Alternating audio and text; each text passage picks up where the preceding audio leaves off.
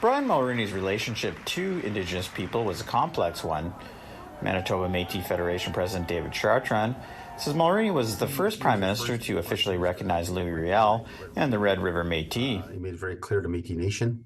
It was a position he took which was not really readily accepted by ministers even or by people, in the concept of respecting the Métis people of the West. So it was, I think, something that was would touch us forever. Mulroney attempted and failed to fill the empty box that was Section 35 of the Constitution. A series of constitutional conferences in the 1980s failed to guarantee Indigenous rights within the new Constitution. However, Yukon University professor Ken Coates says the attempt had a lasting impact. What Brian Mulroney did is he sort of put it into the mainstream and took it out of partisan politics.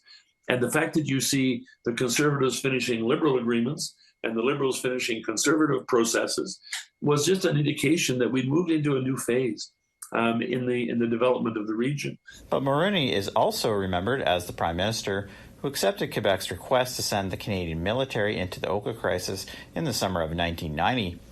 Mohawk activist Ellen Gabriel was there, and she says this will always be a black mark on his legacy. He refused to recall Parliament to sit. They basically threw our human rights out the window, which actually in 1990 we didn't have human rights. We didn't have access to mechanisms to protect our human rights. We still have the Indian Act that has been there for a while, but you know, Mr. Mulroney was really, I guess, just holding the line of settler colonialism that we're used to. She adds, by making the decision, Mulroney sadly chose to resort to violence against First Nations people who were only standing up for their inherent rights.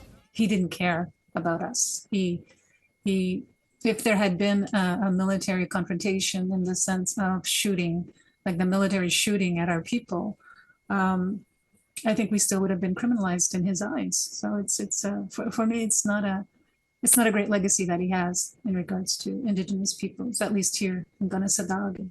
Fraser Needham, APTN National News, Ottawa.